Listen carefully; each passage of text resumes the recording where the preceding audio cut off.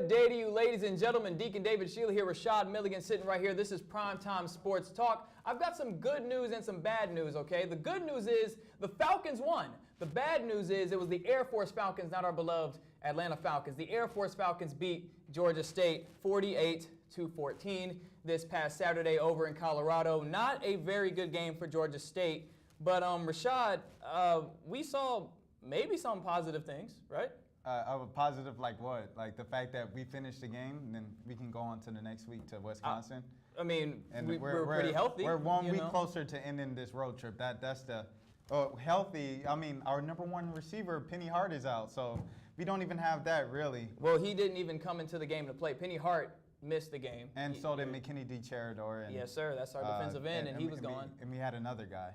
I'm sorry, other guy, but within the game, we didn't lose anybody. Within the game, no. The linebacker, he was transfer hurt from Old Dominion. But he returned, he got didn't he? banged up. I don't. Did he? Well, we're gonna have to check on that.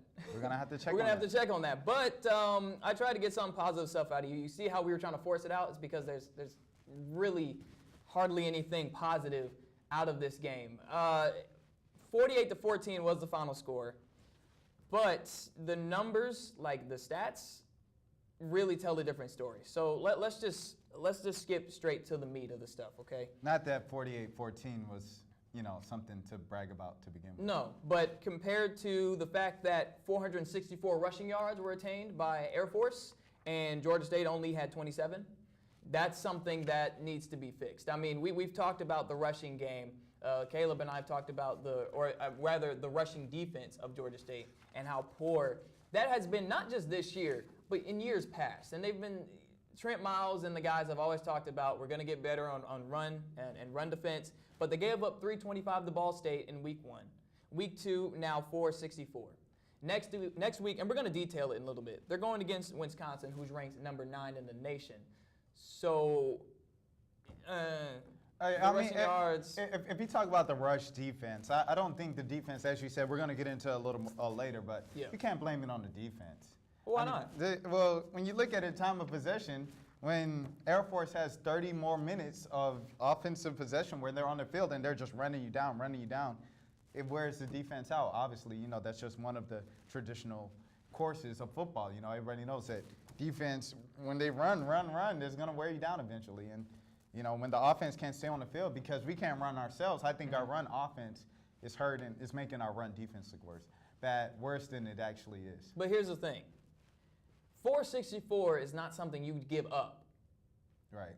Even when your defense is on the field for 45 minutes. Well, I mean, the triple option is tough to just defend. Yes, So it may be a little bit skewed because the triple option does allow Air Force to run the ball way more. Right. But it's not as if Georgia State can't stop the triple option, because if they couldn't stop triple option, they wouldn't have beat Georgia Southern last year. Yeah, that's good. That's a good point as So well. 464 yards is very 325 to Ball State was already bad. Yeah. And Ball State, I learned Ball State going into the season was ranked the 9th worst football program in America. Right. So then 9th worst offense as well. In America. And you gave up 325. And then Air Force gets 465 rushing. Yes, you were on the field for 45 minutes, but it's not the defense's fault that they were on the field for 45 minutes. You got to also put into play that the offense couldn't sustain drives. Exactly. That was my argument. Oh, about the run? There we go. The offense couldn't stay on the field. The offense couldn't stay on the field. Therefore, the defense was on the field longer. You said something about the run offense. No, I said our run offense. Georgia State's run offense has affected Georgia State's run defense to look worse than it actually is. Gotcha. I'm talking about the offense, and now the run offense goes into the offense, but I'm saying as a whole, offense, passing, and rushing. Right.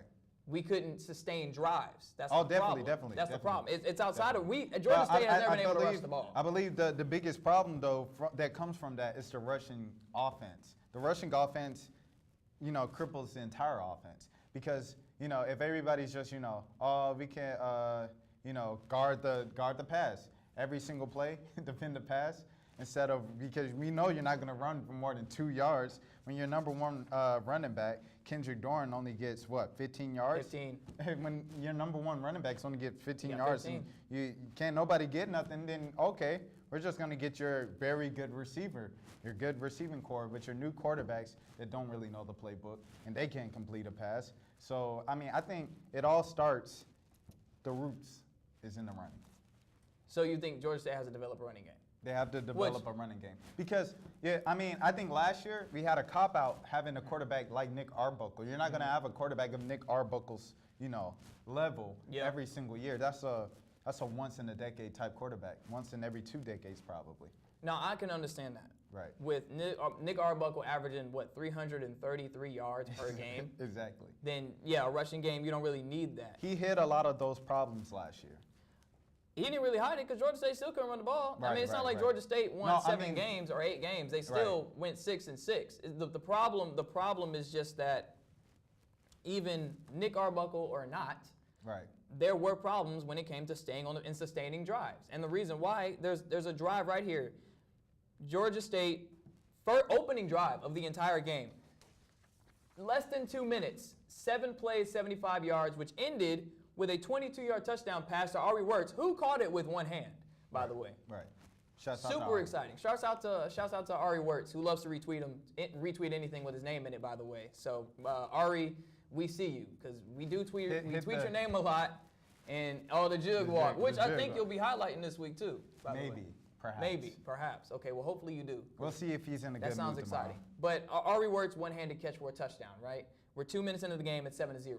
In the blink of an eye, the snap of a finger, quicker than you can say, wow, that was a great job by Georgia. Touchdown, Air Force. Touchdown on the kickoff return. Kickoff return, 9 yards teams. for Air Force, and we're tied 7-7.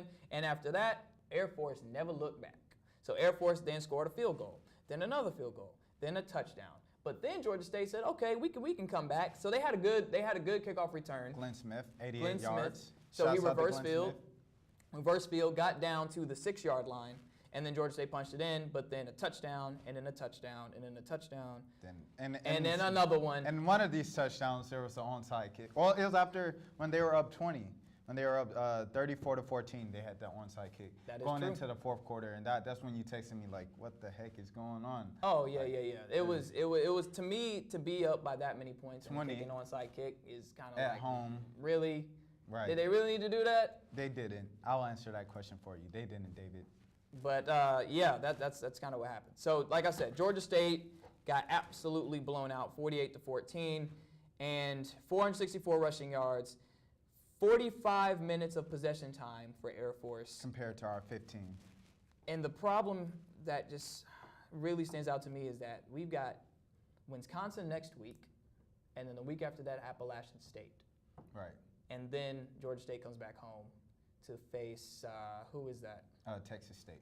Texas State. Who Georgia State did beat last year? 41-10 on the road. But we also beat Ball State like 34-24. And then Ball State got their revenge this year. Right. Okay. I wanted to be nice. I can't do it anymore.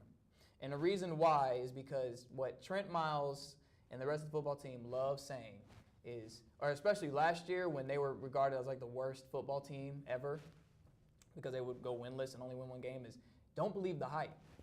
Trent Miles always said, don't believe the hype. Don't listen to the media. Don't do that. We're not going to listen to you. Georgia State football team. Because here's the thing. I don't care if you know all the words to Waka Flocka. I don't care. You can sing Young Thug, Yolanda Adams, Donnie McClurkin. You could sing anything. You could sing a song by Linkin Park. That's not going to get you a yard, a touchdown, a field goal, a nothing. All that singing and dancing y'all do on the sideline gets you nothing. Y'all get the fans hype, the students hype, and then do what? Don't believe the hype. I'm not believing your hype. Y'all got commercials. Y'all got the jerseys y'all came out with versus Ball State. Y'all going all out, and y'all laying eggs. Trent Miles has to be like 7-30 at this point. He's 7-27, and it's up to that point. But that's ridiculous. I really wanted to be nice. I've been holding that in for a while because I'm trying to be positive. The problem is you guys always come in here and say we're gonna do this and we're gonna do that and we're gonna do this and we're gonna. I mean, just keep saying it and saying it and saying it. You guys all banded together as brothers, and I'm not knocking the brotherhood. I'm just saying Waka Flocka not gonna get y'all no wins. To their credit, first game post-conference, Trent Miles, he told us, he said these guys got to stop taking the pass on the back that everybody's giving them, right? Because this summer, like you said, they had the commercials, they had the, oh, yeah, Georgia State, oh, good job, guys, both game. They did it in their first 3. How many times, you watched the game on Twitter, right? Mm-hmm. How many times did the announcers bring up the first bowl game after 6 years of existence? That's what you're going to hear every single game on. So, people are going to pat them on the back. And I think the players, although they might have bought into it, coach said, we're not going to buy into it. They got to stop doing that in order for us, this group, to move forward because it's a completely new team. And I think until they get over that hump and they also get the running game, I think it all starts from the running game. Like I said, they won't improve that much. I don't think they'll beat Texas State. They can go 0-12. And that's something that no one is saying, that they could go 0-12 because they think, these few games, Texas State, South Alabama, they took Mississippi State to the brink. That's not a gimme. App State, that's a loss. These next 2 games are obviously losses. UT Martin, a pretty decent team in the FCS. I think they're in the FCS. But UT Martin's a decent team. You got all these other teams that you're facing. Yep. And Georgia Southern gonna come up here and whoop, but Georgia State's behind. I wouldn't say that yet. I'm saying it now. Because no matter how the team does this year, I think they can turn it around. They're slow starters to the seasons, just historically, in their 6 years of. But I think they could have a chance against Georgia Southern just with that rivalry element if they have a little momentum going into that game. I wouldn't say that yet, but they're looking bad. They're looking bad this year. Granted, they were expected to lose all 3 of these games. Just another disclaimer, but yeah. But the way they look. Wait, by 3 games, you mean the road games? The 3 road games. They weren't expected to lose Ball State. Oh, okay. So yeah, that's true. I'm just saying, it's frustrating. Right. When you lose to the worst team on your schedule, at home. In prime time. And then you lose like this to Air Force. Out of all 3 games, this was probably the most winnable game out of all 3. Granted, all of them are very, very tough games. But when you lose like this, where the team beats you with 30 more minutes of possession, bro. Yep. They did a whole episode of Atlanta with the commercials, 30 minutes. Yep.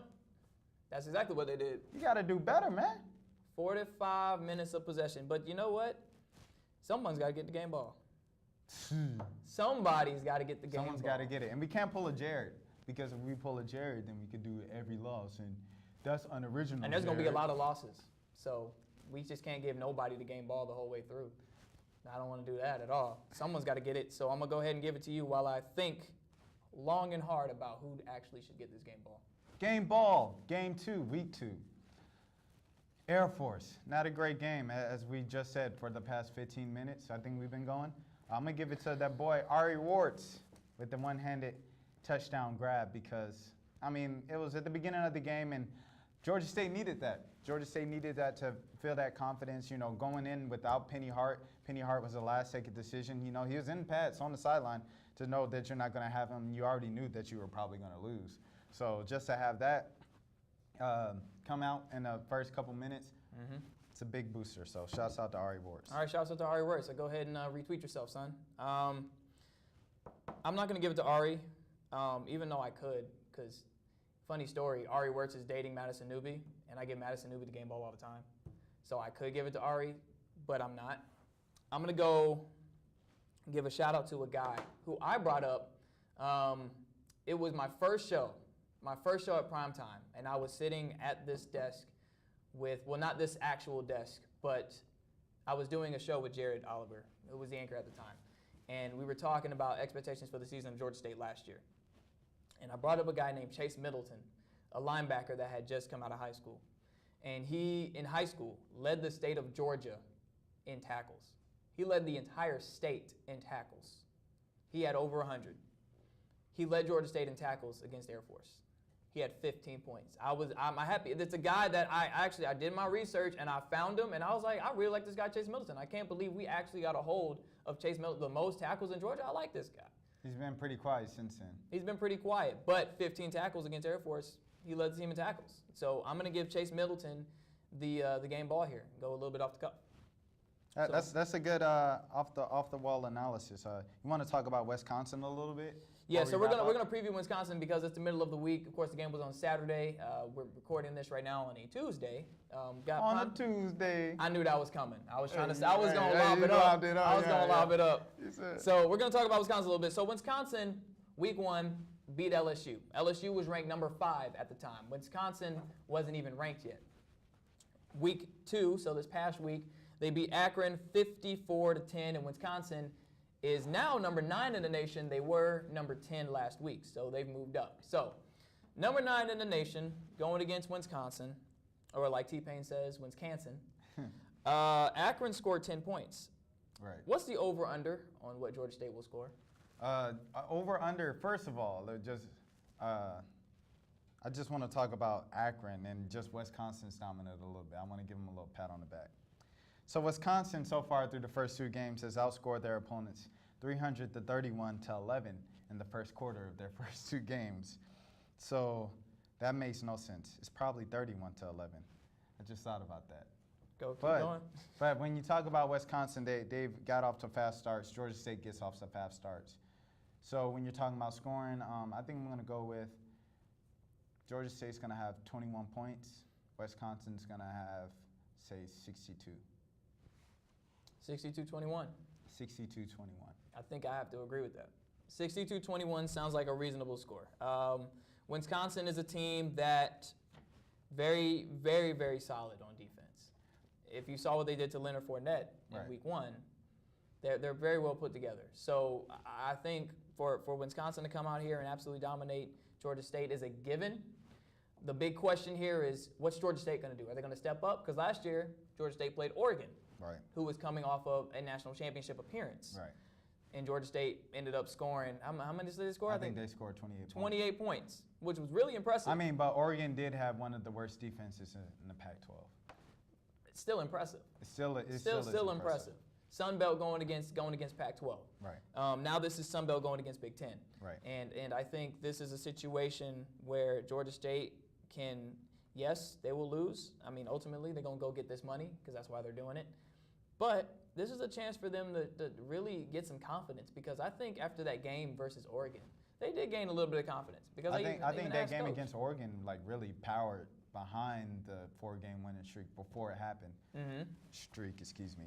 But yeah, that really was the starter to it. Because they in their realize that they're subconscious. better than they think they are. Right, exactly. I mean, but I think we're being a little optimistic in saying we're going to score 21 points, because if you look at it, they beat Akron. Akron only scored 10 points. And Akron's first game against VMI, their quarterback, shouts out to Thomas Woodson, he threw for 407 yards, and he went 23 of 32. Mm-hmm. Meanwhile, on Georgia State's side, Connor Manning is struggling to get over 100. Connor Manning plays like absolutely no one with that same last name. There you go. I said it. I went there. And he's not related to any of them. He looks like he honestly looks like a man, like one of the Mannings. He does. But when it comes to playing quarterback, not even close. I didn't say it, Connor. So who would you start? Or who, at this point of the season, who do you see as the starter? Me. I could start. Okay, I can go out there and throw for 20 yards. Right, That's not right. that hard. Right. But in all honesty, in all seriousness, it's so wishy-washy with Aaron Winchester. Ball State, he was running the ball a lot.